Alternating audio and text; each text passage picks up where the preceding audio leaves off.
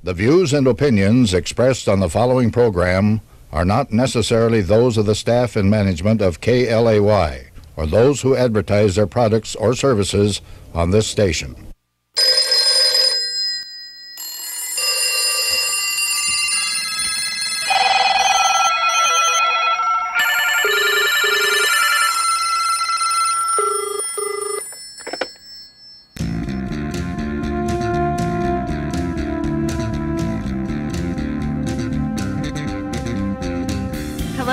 Welcome to Ask an Atheist, where reason is our co-pilot. My name is Beth Lehman, and I'll be hosting today. With me, I have two of my favorite hosts of the show. I have Rich Lyons. Greetings. And I have Libbie Mistretta. Well, hello there. Well, hello to you.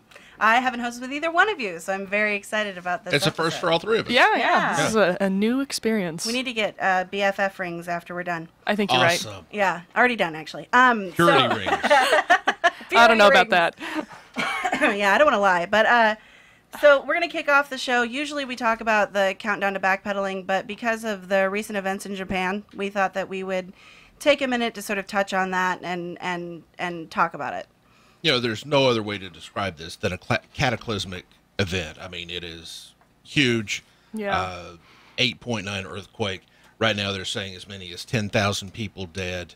Hundreds of thousands are unable to find food, water. I mean, it is, and this is in a very civilized area. It's not like Haiti. It's not like some of the other areas where this happened. So it is a horrific event. And one of the things I wanted to point out is that I have seen so many people saying things like, this is evidence of the end times approaching. Oh, yeah. I hear that a lot. Yeah. You know, pray for the people in Japan. And number one, earthquakes happen. You know, if you're just going to say it is evidence of the end times approaching, then or try to tie some supernatural thing to it, then you have to ascribe meaning. Then you have to put yourself in the Pat Roberts shoes of saying, you know, what did the people of Japan do that brought this thing on? Or, you know, you have to interpret the event. That is a huge waste of time. Yeah, I agree with that. Yeah, for sure. I think what needs to be, people need to help. And right now, the best way we can do that is by giving our money. Yeah, that's going to be what's actually going to do the most good for the people who are in need. Right. I think that prayer is, for those who believe in prayer, an interesting exercise. But as far as accomplishing anything to help these people, it obviously isn't. As Beth said, God already knew about it. Yeah, exactly. I think that that's the thing that confuses me, is that why would people need to pray for the people of Japan, where if you already believe in some sort of deity that has control over what's going on, wouldn't that be the thing that created the earthquake in the first place? Exactly. Right. And certainly I can understand how praying may make the person who's praying feel better and feel a sense of comfort, or like they're making some kind of sense out of this really tragic, awful event. But you really, if you want to help the people in Japan who need the help, you've got to do something besides just pray. It's not going to cut the mustard. And one of the things that I've seen is people actually excited because they feel like it's bringing forth Armageddon, bringing the end of... I know. That's such an upsetting mindset to me. I don't even know how to deal with that when I encounter it. It's like 10,000 people and probably more died, and so many people lost everything they have. How can you find anything to be happy about in this? Whatever your beliefs are, it's awful. It's a horrific event. And, you know, I totally know 5, 6, 7, well, it would have been 7 years ago now. If I were still behind the pulpit, I would totally be preaching out of Revelation, totally be talking the earthquake scriptures and how all of that. But I've grown a little bit, and I do have some answers for what people can do. If you go to seattleatheist.org, they have a list of secular organizations that are providing relief to the area, and you can donate money. And even some of those organizations, if you are in a situation where you can donate time, effort, if you can help box things, you can actually give some of your time and your effort to helping find a solution to providing real aid to people. And I would definitely, yeah, if you want to really help, then go ahead and go to that website, or you can even go to the Red Cross website. They even have numbers that you can text that will automatically send $10, $5 donations to help. Those are the sort of things that I think that we should be focusing on if we really want to help the people of Japan through this horrific event. We actually have a call on the line. We have Izzy from Seattle, and evidently there are some things wrong with the way we have countdown to backpedaling set up. So why don't we go ahead and take Izzy? Are you there? I am. Hey, well, what's going on? It's not something wrong with the way you've got it set up. It's something wrong with the conclusions you came to with the caller on the previous episode. I think the caller's name was Donovan. Or no, you actually talked about it with two people, Donovan and Matt. Yeah, okay. I actually don't know who the hosts are. I missed the intro. I think I heard Rich's voice. Yes. Yeah, Rich is here, yes. I'm here. It's the... Libby is here, and also Beth. Yep, Rich, Libbie, and Beth. Okay, so Libbie was the only one who was on the call from last time. Right. But the consensus at the end, after talking about you were worried about these people who were giving up their livelihood and such to go out in these RVs and yeah, rant about I remember the end of the that. world. Mm-hmm. But then you came to this kind of odd conclusion that, well, these people must just be crazy wackaloons out there on the very edge, and that there's a very, very small number of people that believe these sort of things. Oh, first of all, I have to say Rich I'm sorry you got that impression from what I said, because that's definitely not what I think about the people who are doing this. I'm genuinely concerned about all these people, about their mental health, and about what's going to happen after Jesus fails to appear. If these people have given up everything that they have and have put themselves into a situation where they've removed their own support system, their own familiarity, they've sold their homes, they've in some cases left their families behind, and they've started traveling around, to follow this weird prophecy, I am concerned about them. What's going to be their coping mechanism when the prophecy fails to materialize? Right, and it is regrettable that their beliefs have led them to do this. Which is, again, a weird prophecy. I think Rich sitting there, he knows that the prophecies about the end of the world are actually a pretty big part of Christianity. Oh, yeah. Oh, I know. I know. Believe me. Evangelical Christianity. Yeah, I hear you there. I wanted to share some information with you. If you probably recall the previous presidential election, a lot of people were talking about, is Obama the Antichrist? He might be the Antichrist. Oh, I'm not saying he's the Antichrist, but some people might think he's that kind of. Yeah, exactly. Nudge, nudge. Remember that? Well, here's the thing: the Antichrist is a figure of prophecy that is tied into the end of the world. The people that believe that Obama is the Antichrist, and I believe a Rasmussen poll put it at something like 19% of conservatives. If you just do a quick estimate, half of people in America call themselves conservatives, 19%, that's about a fifth. So, about 1 in 10 people think that Obama's the Antichrist, 1 in 10 Americans. That would mean that about 1 in 10 people in the country think the world is ending right now. Oh, I have no doubt in my mind about that, Izzy.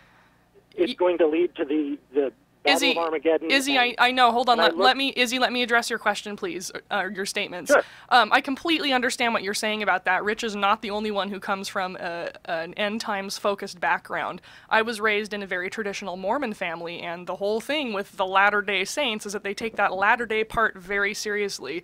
I was raised to believe that we were literally living in the end times, that Jesus was going to come back any second now, and that not only people who are specially approved by God can receive prophecy, but everyone can receive prophecy.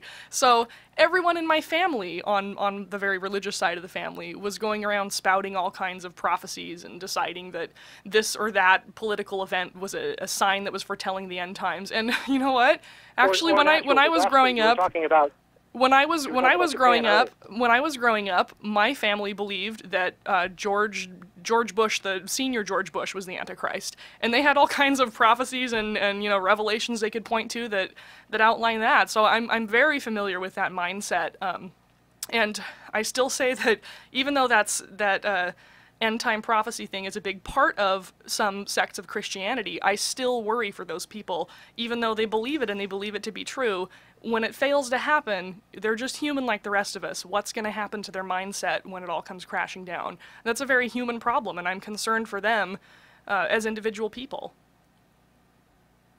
Oh, absolutely.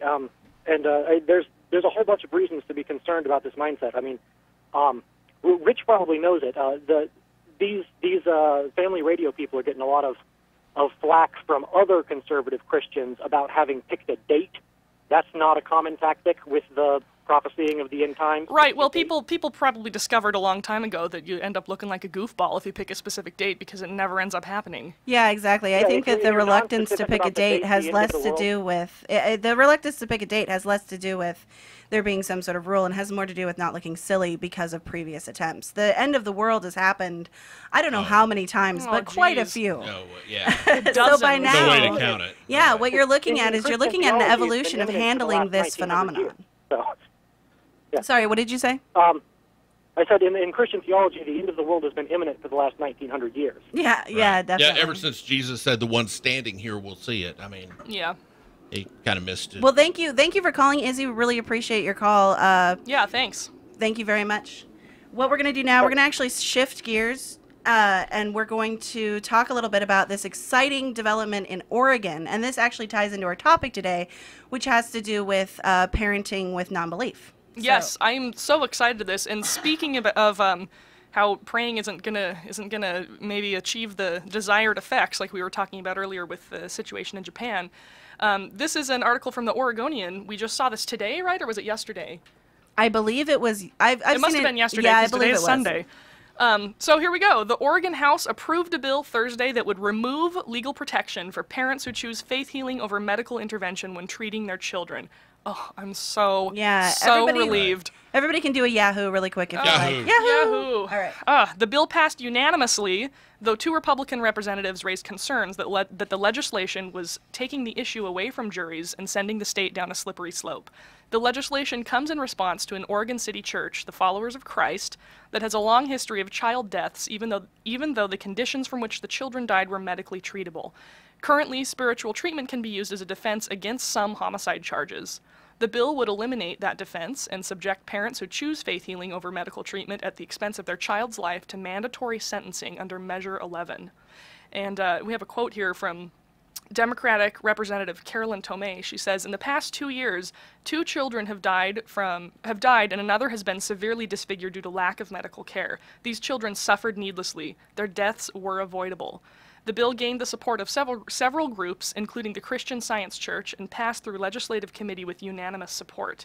Although Representative Jim Widener, who is a Republican, said he worried that, quote, "we might be heading down a slippery slope," unquote.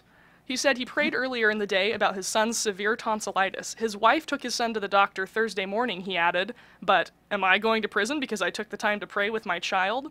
And Tomei kind of rebutted that by saying, "Colleagues, this bill is not written to send anyone to prison. Our hope is that we're sending a certain group of people a message that it's against the law if their child is in grave danger to not give them medical care." Right. Well, and how ridiculous to say that waiting a day when your child has symptoms of tonsillitis because you chose to pray is in any way analogous to someone allowing their child to die from a treatable Right, I believe illness. we've covered the Followers of Christ Church and the deaths of children in Oregon before on our show back in the Scan TV days, and I believe one of the children died from diabetes, which was like a protracted, unpleasant, long death. Long term, yeah. Yeah, so all I can say is thank you, Oregon, and good on you for finally addressing this. And I know that in Oregon, one of the reasons why I believe that this bill gained traction was because there was a family who had a child who died, and they had another child who had died of, I think, a very similar illness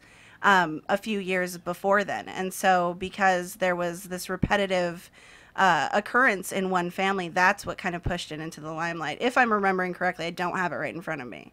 But it's sad to me that multiple children of one family had to die before people address the fact that this is ridiculous. You have the right to believe, but you can't torture your child because you've chosen to believe something. I don't understand how I don't know what the slippery slope is. I was going to go right to that.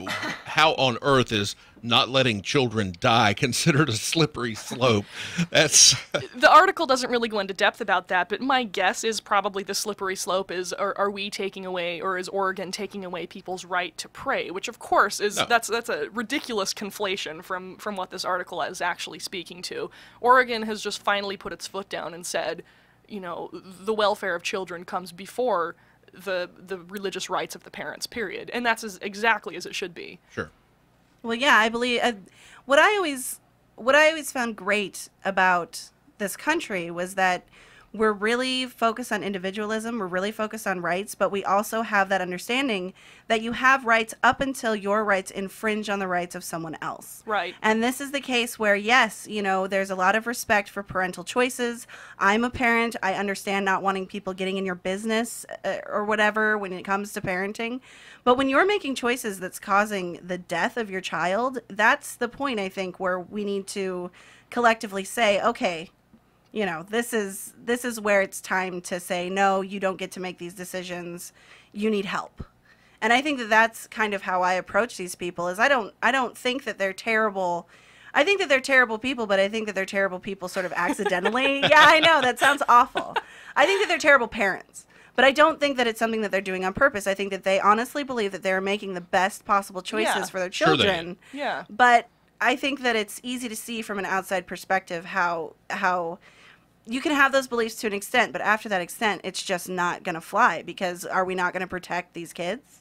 Yeah, exactly. This is exactly what was needed in this situation, because we were all, meaning the people involved with our show here, and I'm sure everyone else too, was becoming increasingly alarmed by all of the reports of children suffering and dying in Oregon just because of this faith healing practice. Like, finally, Oregon drew a very, very clear line in the sand, and that's exactly what needed to happen. We needed that. So thank you, Oregon. I appreciate your efforts. And if anybody has any comments about what we've touched on so far or throughout the show, please don't hesitate to give us a call. The phone number here is 253-584-1480, or if you're a little phone shy, which I personally am, you can go to the website. It's askanatheist.tv, and there is a big red button that you can hit, and it'll send you to a form to send us a question. Later on, after the break, actually, we're going to go ahead and head into our topic, which is atheism and parenting. Yeah. So we will be right back with that, and hopefully we will have your attention still.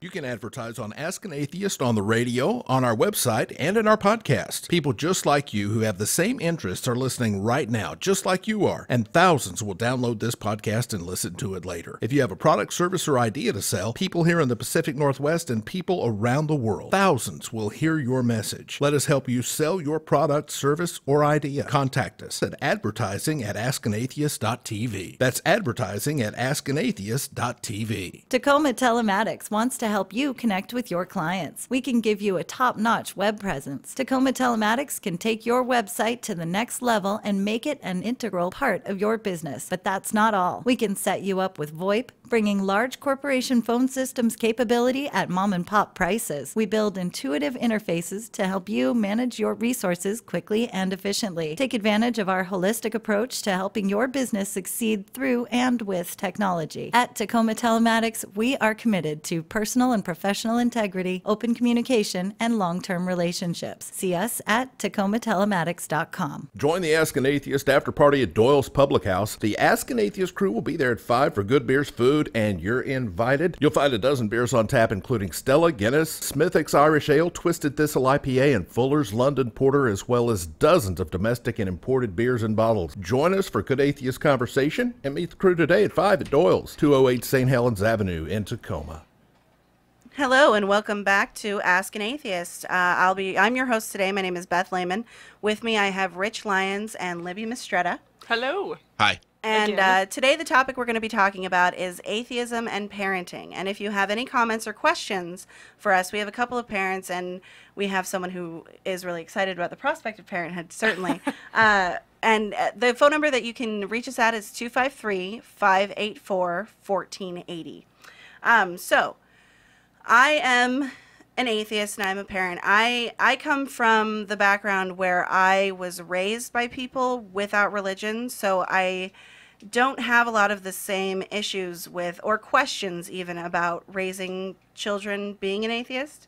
I pretty much do, I think, what most people do as parents, which is draw on my own experiences and the choices that my parents made, pick out the ones that I thought were good and go with them, and address the ones that I thought were mistakes and try to avoid those mistakes myself. Rich, My situation was different. I did all of my parenting while I was a pastor, aka cult leader. So I have a lot of regrets about the way I raised my daughter. Just a little bit of perspective, and she's getting married in July, and because of my current beliefs, I'm not giving her away.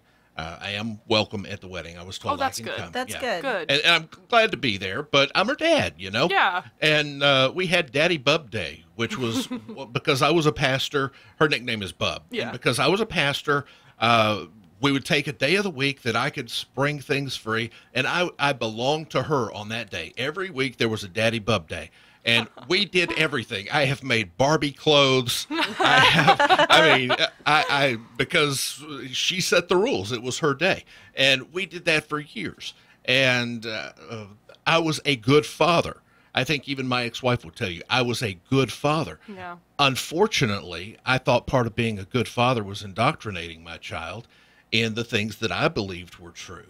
Right. And now I see, I really, instead of indoctrination, wish I'd spent time teaching creative thought, Yeah. logic, Yeah. Critical thinking. critical thinking, how to approach a situation and think through the situation, how to, a child who can think, a child who has that rather than blind faith, can make good decisions on their own. And I think that should be entitled to make good decisions on their own.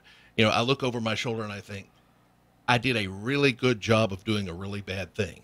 And, and you get to the point, I mean, she's getting married. There's really not much influence I have at this point in life. You know, I'm the heretic. They think I'm a devil worshiper. I'm really not. Yeah. But they, because of the separation there, the biggest separation in the family is not the 3,000 miles between Seattle and Texas.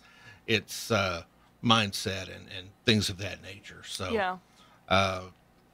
I can't tell you the right way because from experience, but I can tell you the wrong way from experience, and that is trying to put that child in a closed environment. I mean, the group that I was in, we didn't let, people couldn't watch TV. You could only read Christian books. You couldn't listen to secular radio, only Christian music. And by forcing such a narrow vision of the world, I think we did an injustice to our children because they're not prepared for the world. Well, do you think, and see, that's the main difference that I see with a lot of my choices as a parent and with choices that I see more religious people making. Whereas I, with my son, have a big emphasis on being independent. Obviously not now, he's 7, so he's not like getting a job or anything, but I teach him critical thinking skills and that sort of thing so that if he ever were in a situation at any point, he would have that independence and that ability to assess the situation and deal with it. And I'm not sure if religious parenting necessarily focuses on those same abilities. I think that there's a lot more of a focus on sort of existing as a community and existing with the help of others, which is a good thing too. Right. But in only teaching that sort of thing and not also focusing on independence and independence of thought as well, I feel like that's a big difference when you're talking about the differences between atheist and religious parenting. Well, someone who's brought up from the get-go to believe in an unbelievable figure, Yeah. God, Jesus Christ, whichever religion it is, an unprovable thing, and taught to have blind faith in that, not questioning.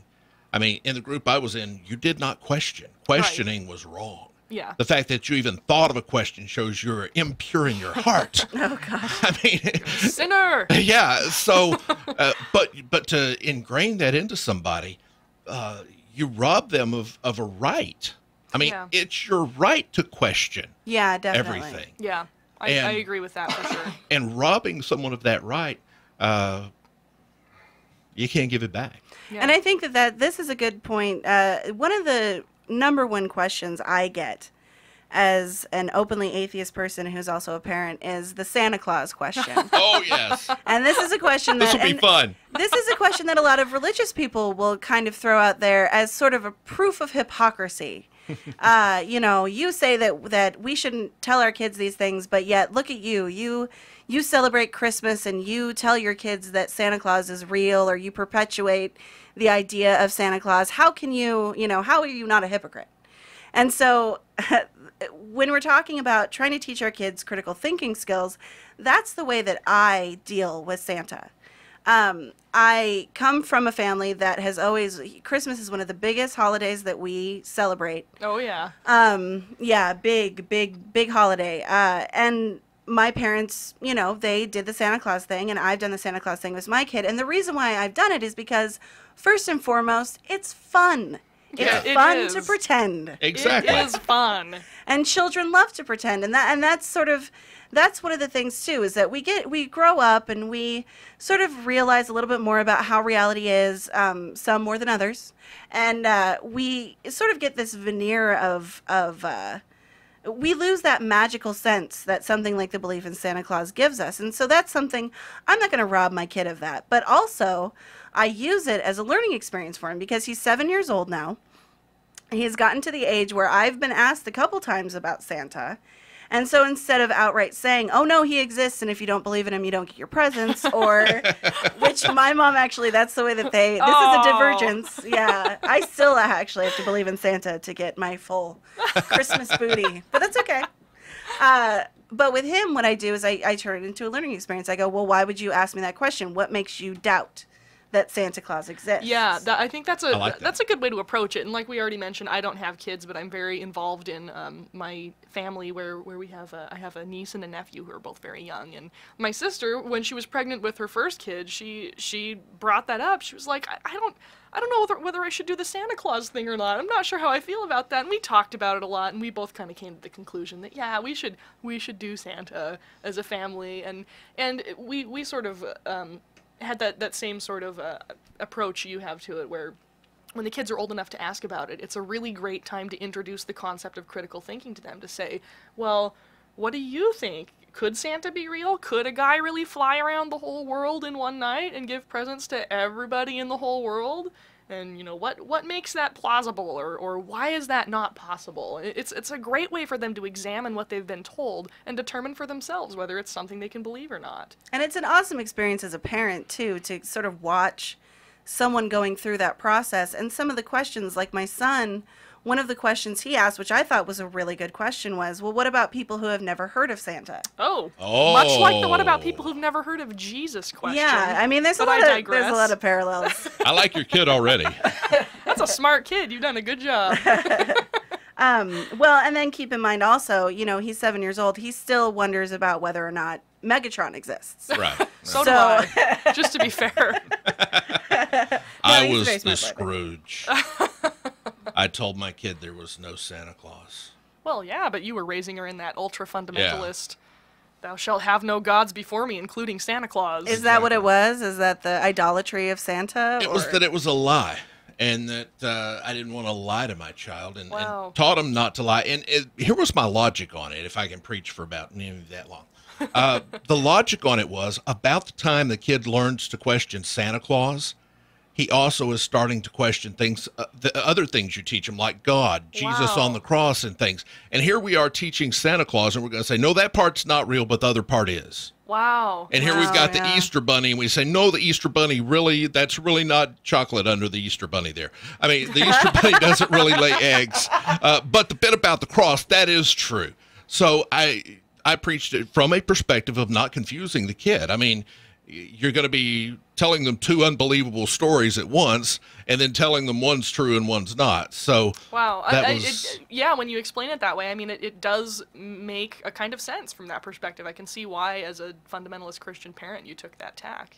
Yeah, it does make a lot of sense. If anyone has any questions for us or comments on what we've talked about so far, the phone number is 253-584-1480, or you can go to askanatheist.tv and ask a question from there.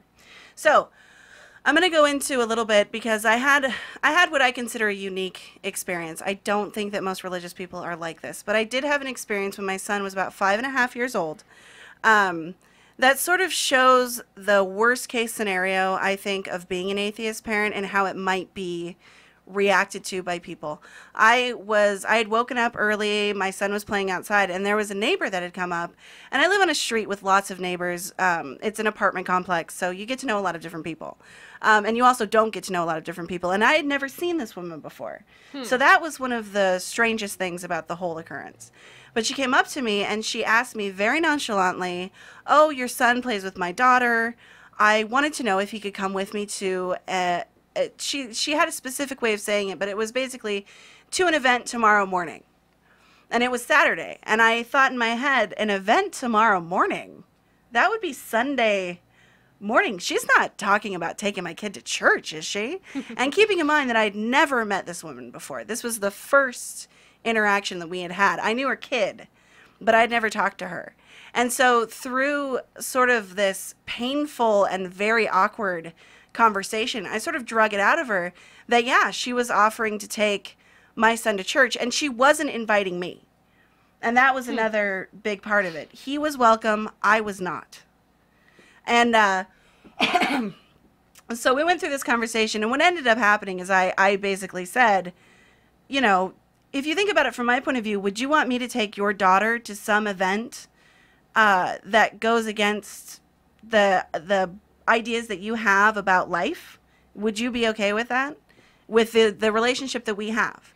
And her response was horrified and no, and she ran off and I didn't really see her again. But what I was left with from that experience was, first of all, why would I let my son go with a stranger anywhere? Yeah, that's kind of creepy. I mean, at any point. So maybe she was crazy. Maybe she was just a crazy person with that, you know, sweet religious veneer. I don't know. Maybe she was well taught. That's true. Says the guy who used to teach him to do that. Yeah. Well, and that's the thing, too, is there was sort of, because I've always been open about being an atheist, and I remember that there was this girl who was going through a lot of trouble with drug addiction, and I had told her, she'd asked me what church I went to, and I told her I don't go to a church, I'm an atheist. And after that, everyone sort of found out. And it wasn't really an issue for most people, but this woman obviously felt like she had some sort of duty to try to save my son in spite of me. And right. I felt like the assumption with the whole interaction was that I'm an atheist. I must not care if someone just takes my son somewhere. I must have, you know, and just a lot of assumptions about me as a human and me as a parent. Like somehow your parenting instincts are dulled down by the fact that you're an atheist or yeah, exactly. As if atheism is some sort of drug and I'm all whacked out on it and won't, you know, notice that it's a ridiculous. You're all strung out on Dawkins. Yeah, man. Tie me off.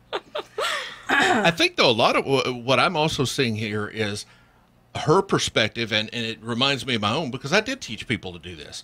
We ran buses, picking up kids whose parents didn't even know where they were going. Oh, wow. You know? And but if you kind of go back to the conversation we had earlier that Libbie brought to us, here we are saying the state has the authority to prosecute parents who don't give medical care to their children. On the other hand, here you've got a parent who feels like it's just almost stepping into that same role, saying, you're not giving your child a spiritual upbringing, so I will. So they almost look at you with the same eyes that we look at the parents who are praying for their kids and not getting the medical treatment. And that's a really good point. And the other thing that struck me as really strange about the whole interaction was that she didn't tell me that she wanted to take him to church. Oh, no. Wow. I had to dig for it. Not going to tell you that.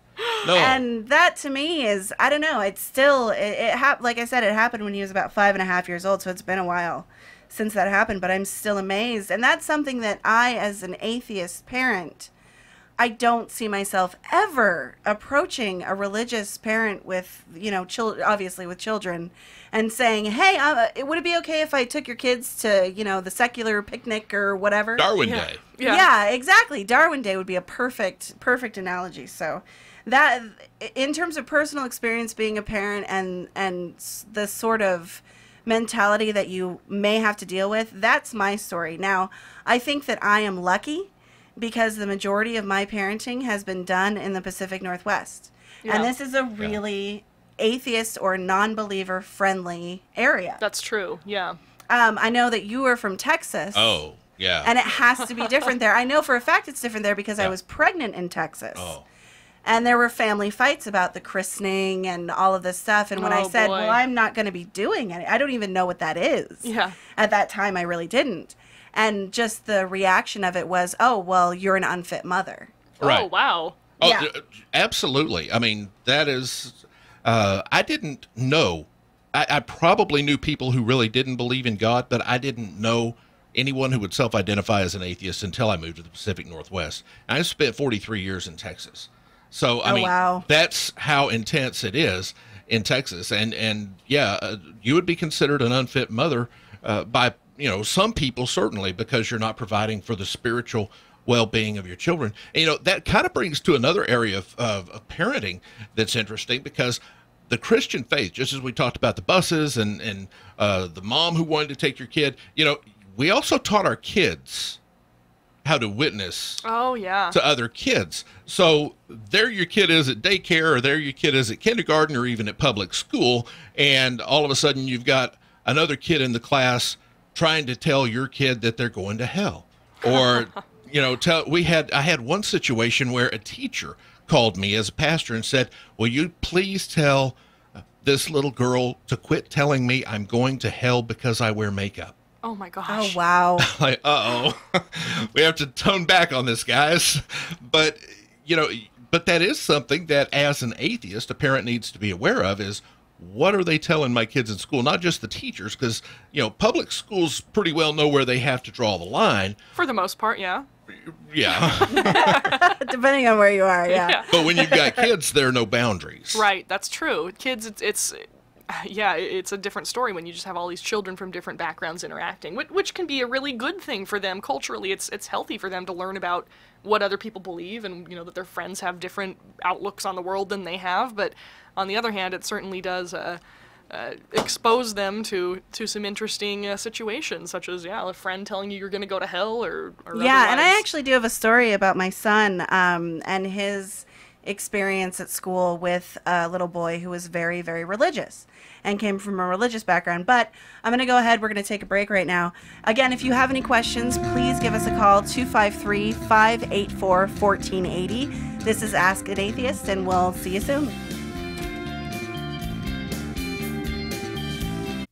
You can advertise on Ask an Atheist on the radio, on our website, and in our podcast. People just like you who have the same interests are listening right now, just like you are, and thousands will download this podcast and listen to it later. If you have a product, service, or idea to sell, people here in the Pacific Northwest and people around the world, thousands will hear your message. Let us help you sell your product, service, or idea. Contact us at advertising@askanatheist.tv. That's advertising@askanatheist.tv. Tacoma Telematics wants to help you connect with your clients. We can give you a top-notch web presence. Tacoma Telematics can take your website to the next level and make it an integral part of your business. But that's not all. We can set you up with VoIP, bringing large corporation phone systems capability at mom-and-pop prices. We build intuitive interfaces to help you manage your resources quickly and efficiently. Take advantage of our holistic approach to helping your business succeed through and with technology. At Tacoma Telematics, we are committed to personal and professional integrity, open communication, and long-term relationships. See us at TacomaTelematics.com. Join the Ask an Atheist after party at Doyle's Public House. The Ask an Atheist crew will be there at 5 for good beers, food, and you're invited. You'll find a dozen beers on tap, including Stella, Guinness, Smithwick's Irish Ale, Twisted Thistle IPA, and Fuller's London Porter, as well as dozens of domestic and imported beers and bottles. Join us for good atheist conversation and meet the crew today at 5 at Doyle's, 208 St. Helens Avenue in Tacoma.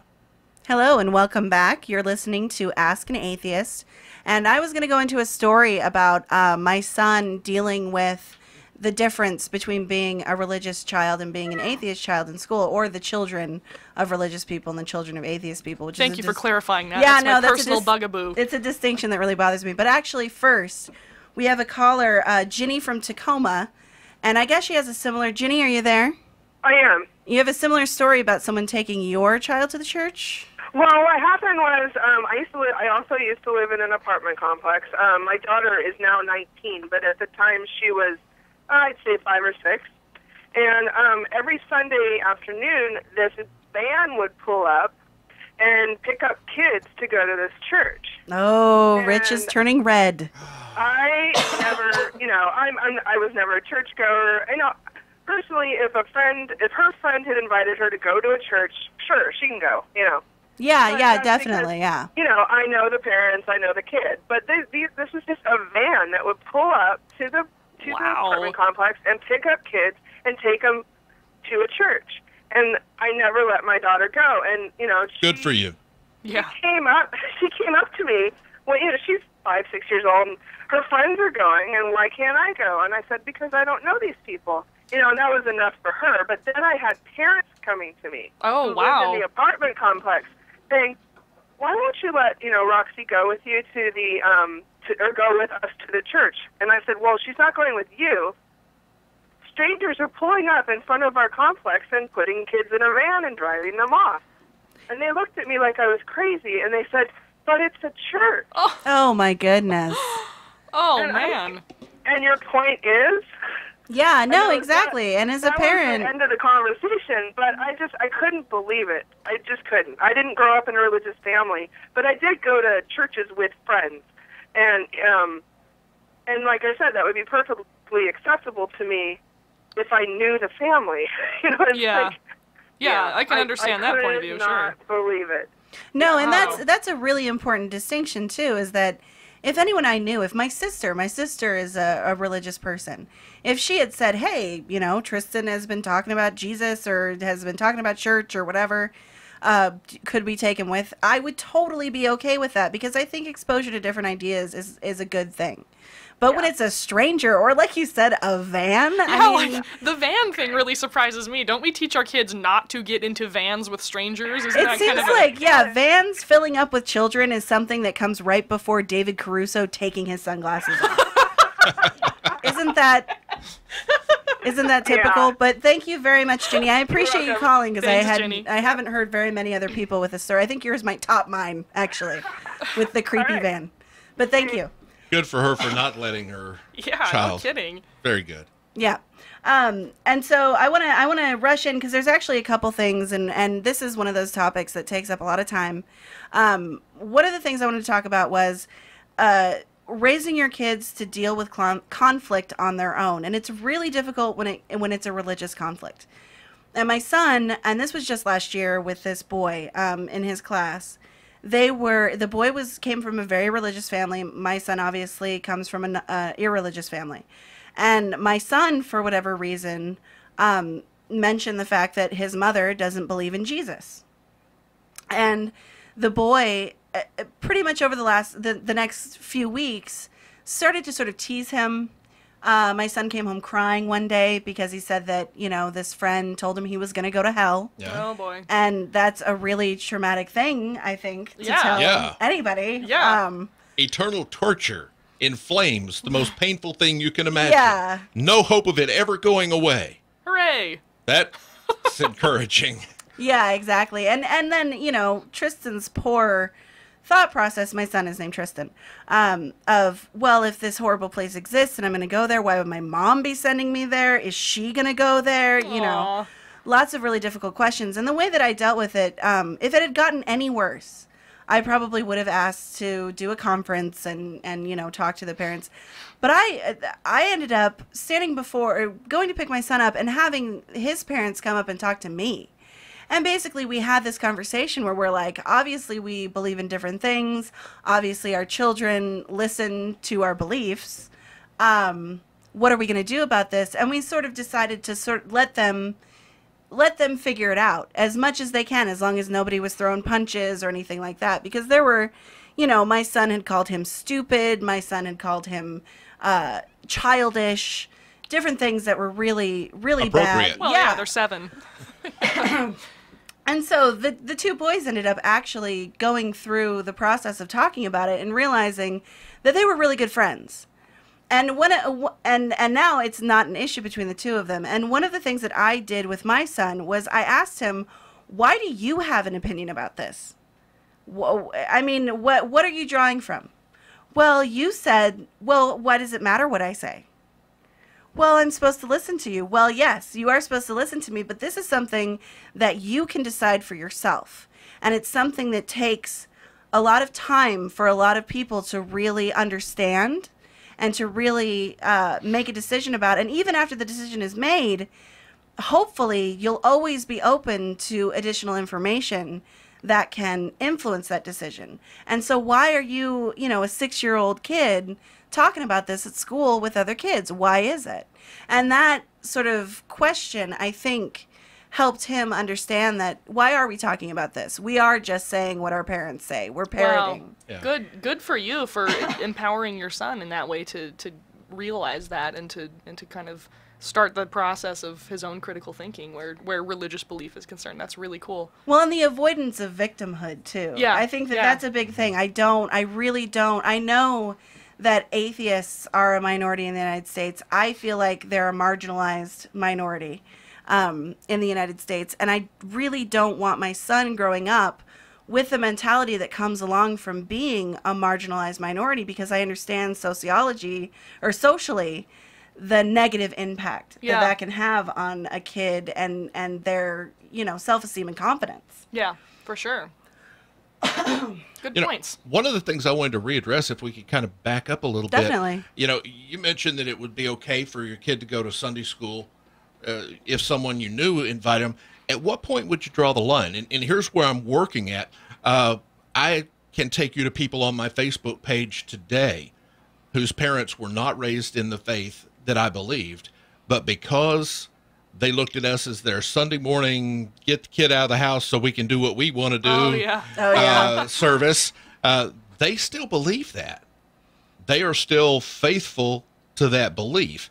And in the process of just allowing someone they know to take their kid to Sunday school on Sundays, their children have been converted to something they're not. Yeah. Wow. And as a result, they've got problems in their family, because the group I was a member of is very exclusive, very separatist, very much not mainstream Christian. So if you're mainstream and your kid is a cult member, right, you've lost your kid, Yeah. And the same thing if you're atheist. And even if it's an innocuous appearing church, and I'm asking this as a question, where do you draw the line and say, okay, that's too far?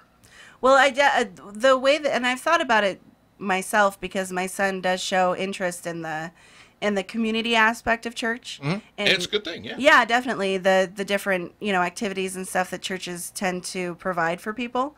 The way that I plan on handling it, if it ever gets to that point, is that if he wants to go, the first time is fine. The second time, I'm going with him.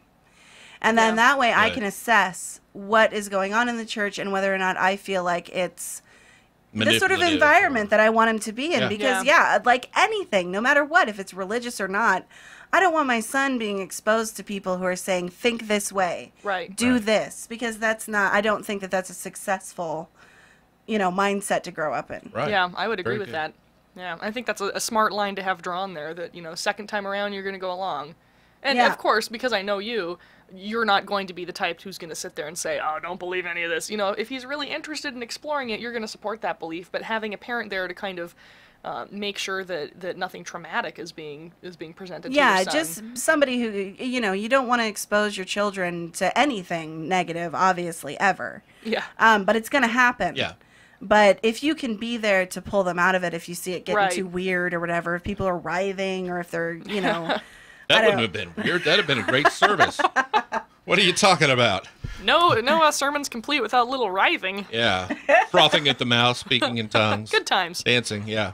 But that's a good point. And I like your approach of using it as a teaching opportunity. A 7-year-old kid, if someone's just spouting, this is the way it is, they're probably going to swallow that. Yeah, absolutely. But if there's a parent saying, what do you think about this? What do they mean by, and teaching the kid to ask those questions. Yeah. Exposing them to it, sure, fine.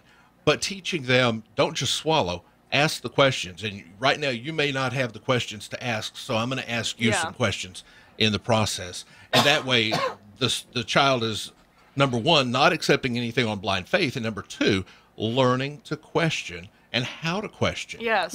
things. and to be respectful, because that's another thing. That was the one thing that really bothered me with my son's interaction with that other child, is that, yeah, the other kid was, you know, getting out of hand with the hell stuff, but my child was being disrespectful to him. And that's something that I worry about and I'm very vocal about my atheism, and I don't always look around to make sure that my son isn't there when I'm letting, you know, my opinions fly. And so I think it's really important for anybody, regardless of what you believe or what you don't believe or whatever, to really have these conversations with their kids so that they don't turn around and become a bully based solely on what you think, because your kids really respect you. Right. Yeah. And they listen to what you say, and they think that you have all the answers. Yes. And so I think that every parent has that sort of responsibility to make sure that their kids aren't taking what they say, turning around and using it to hurt someone else. When in reality, I don't think that at 7 years old, I doubt, like I said, he's still considering whether or not Megatron is real. I don't think he has a clear grasp on the concept of God, let alone whether or not that being might exist. Right. Yeah.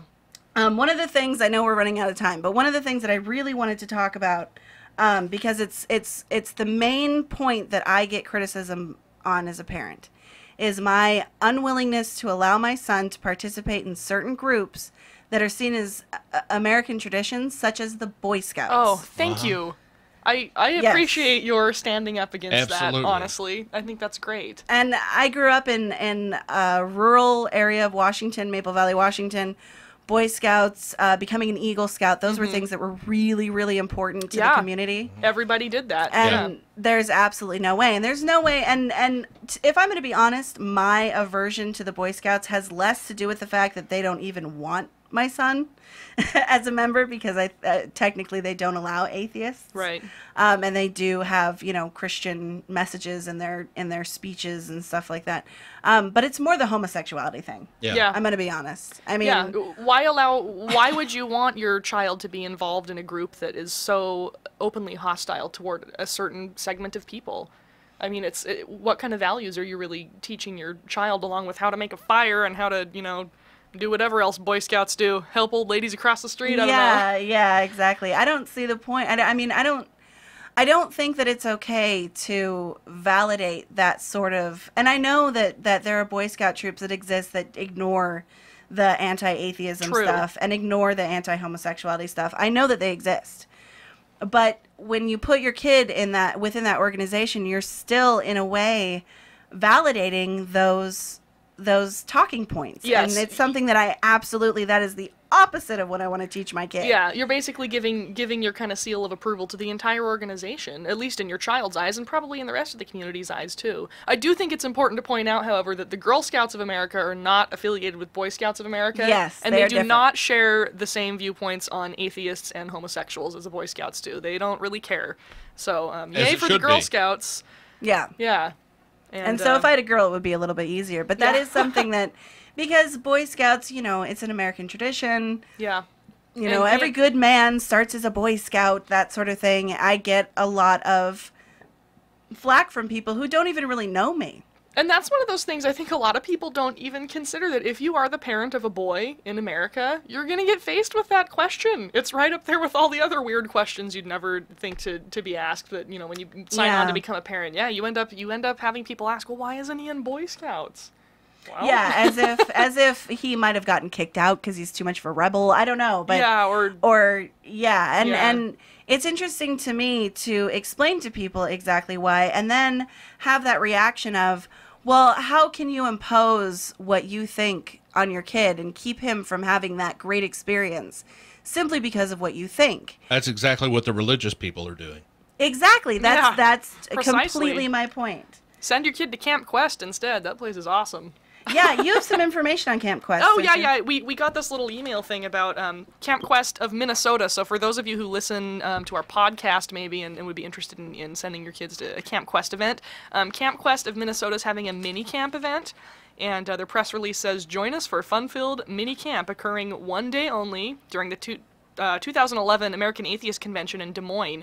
That's going to be April 23rd from 8 a.m. to 8 p.m. at the Embassy Suites.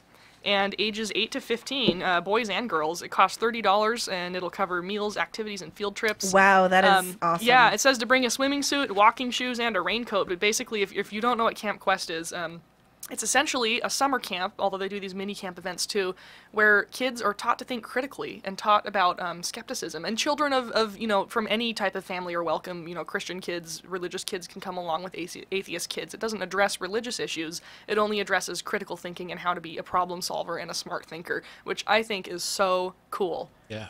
Yeah, no, definitely. I completely agree. And that's to touch on this with the little time that we have. That's one of the issues that I have as a parent too, is finding a camp for my son, because that's another tradition. Yeah. A lot of kids go to camp, and if you go to look, there are secular options for camp, but they are so outnumbered and outpriced a lot of the time by religious camps, religious options, that it's very overwhelming when you're trying to figure out some sort of activity for your kid to experience so that they can have that common experience with these other kids. But at the same time, why would I send my kid to a religious camp? Right. Well, I can give you a reason. I could give you lots of reasons. I'm sure you could. Here's a counter reason. Religious camps are boring. If you're not a member, we will pay for your child to go to religious camp. Bet you will. You won't have to pay a dime. They'll be out of your hair for a week. They'll be with lots of great kids. Stop me whenever you've had all you want. But they do sell that. And what they're not telling you, the movie Jesus Camp, I'm not far enough along in my That is PTS. scary. I can't watch it. I'm not there yet. But it's real. We had very specific ways of indoctrinating children. Yes. We knew what we were doing. Yes. We were pros. And it's targeted. Yes. Yeah. So it's not innocuous. You think, oh, it's summer camp. They'll have a great time. It may be loaded more heavily than you think it is. Well, and isn't that common that it's sold as a sort of, oh no, it's laid back, yeah, maybe talk about Jesus, but a lot of the times once you get there, it's a little less carefree. Oh, it's all totally loaded up. Yeah. Jesus. For sure it is. Wall to wall, top to bottom. That's all it's about. At least that's all it was in the camps that I sponsored and that our church participated in. Well, I really want to thank you guys for being with me today on this topic. It was awesome. It was great, yeah. Yeah, I'm serious about those rings. Ask an Atheist is a production of NEDM Media. Our call screener today is Deanna Lyons. Our production assistant is Jerry Schiffelbein. My co-hosts this week are Rich Lyons and Libbie Mistretta. I'm Beth Lehman. Please, if you have any questions or comments, catch us online at www.askanatheist.tv. And thank you so much for listening. We really appreciate it. We'll see you guys next week. Keeping you informed, this is KLAY, Lakewood, Tacoma. Your conversation.